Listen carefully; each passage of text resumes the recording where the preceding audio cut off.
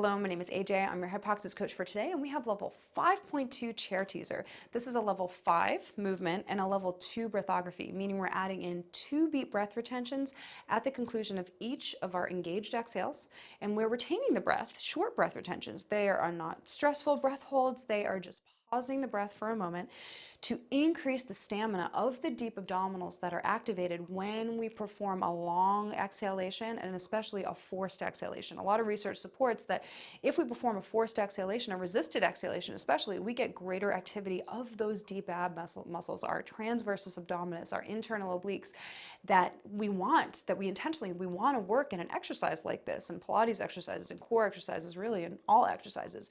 But the problem with a forced exhale is that generally most individuals will go into hyperventilation and like force the exhale really quickly, get those muscles kicked on, but then because of the quick exhale that you're performing and the quick inhale, you start hyperventilating during exercise, which can, cause disorientation and is suboptimal in terms of blood and oxygen delivery to your muscles. So the long exhale that ends, the tail end, is at a forced exhale, increasing activity of those muscles and then holding the contraction of those muscles while we retain the breath for a short amount of time. 2 beat breath holds today is just improving the stamina there. So amazing. And then we're also increasing our carbon dioxide tolerance in the exercise session and outside the exercise session. So how amazing is it that we can not only reduce our risk of injury and increase our core strength, but also improve our relationship to stress, both in here and out there. So this is your stress relieving, core strengthening, advanced chair teaser. Now, if you're working with a Hypoxix coach and they've suggested a variation on this exercise, always follow that. That's there to optimize your program based on your assessment. Otherwise, let's begin. Let's put the ball in between the inner thighs here. Now, this level 5 chair teaser, we're just straightening the legs out on that engaged exhale and keeping them out on the retention. We only bend them back in when we go to our engaged inhale. Now, it's important that you stay connected to your ab ribbon. That tactile feedback that you're getting here, loosening it on the soft shish and loud shish, or at least reducing the pressure between the abdomen and the ab ribbon on the soft shish and loud shish, and keeping it loose on the breath retention is essential. If you cannot, number one, try to loosen your ab ribbon a little bit because of the natural thickening of the abdominal muscles and our skin folds in the waist area when we go into an isolated core exercise. You just need to loosen it a little bit so you can get that tactile feedback of, tensing and loosening the ribbon. Otherwise, the resistance on your abdominals is just too great in order to integrate the deep core with your superficial core. So you may just want to go back to a former level. I'll go back to a level 1 and just sit up and just breathe and just find my deep abdominals until I get to the point where I can lean back and I can add, the fancy legs lifting and all that advanced stuff is great when you're ready. But if you're not ready, meet yourself where you're at, and then reduce the resistance and get your ab ribbon tight on the engaged inhale and loose on your engaged exhale. Now, the ball between your inner thighs, it serves the purpose of not only engaging the inner thighs, more deep core work here, but also it serves as tactile feedback. If the ball starts moving around too much while you're performing the exercise, it's representative of your pelvic stability. You probably have lost your pelvic stability. So again, meet yourself where you're at, go to a previous level. You are performing a virtual workout here, in this remote type setting this virtual setting where you don't have a coach or a PT with you hands-on. Use things like the ball, your ab ribbon, the chair, tactile feedback points that help to remind you that you're performing the exercise correctly. Okay, that's important. Now, this exercise is as much a posture exercise as it is a core exercise, so let's go over the postural components. You're going to interlace your fingers, pull them apart. So if the fingers are slippery, they pull apart like that, and then put them behind your head.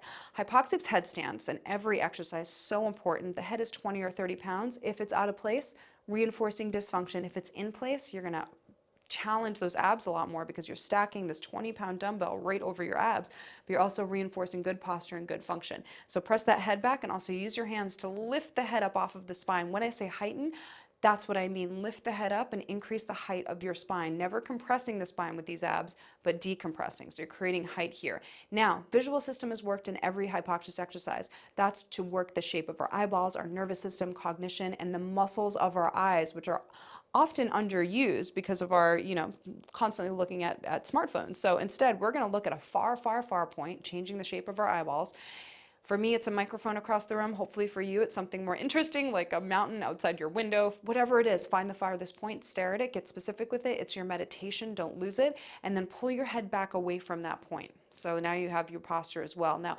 also we want to find pelvic neutral. So equalize the weight between the two sit bones. That's another point of tactile feedback. And don't be forward, arching your low back on the pubic bone. Don't be back, crushing your tailbone. Be about halfway between the two. And then when you lean back, try to maintain approximately that area.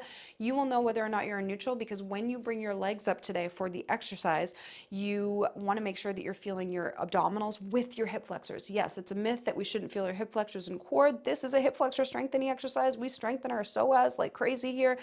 But it's important that you don't only feel here, and especially low back, right? If you start to overfeel low back and you shift forward and only hip flexors and low back, you're performing the exercise incorrectly. And especially when you add in that engaged exhale, you should be feeling a lot of abdominals, especially upper abdominals, and loosening your ribbon around your waist is going to help you to make sure that you're integrating those deep abdominals with, with your hip flexor work. Okay, so that's it. I think we're ready to go. So interlace the fingers, head is back, neutral spine, find your point, stare at it. Let's take it from our posture, zip up, inhale.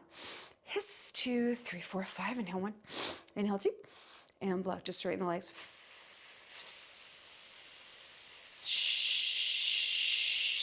Loosen your ribbon, you're holding 1, 2, and inhale, inhale.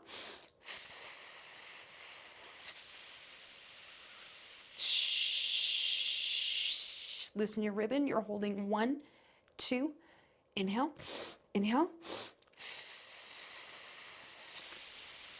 Tighten the spine, loosen your ab ribbon, keep it loose for 1, 2, inhale, inhale.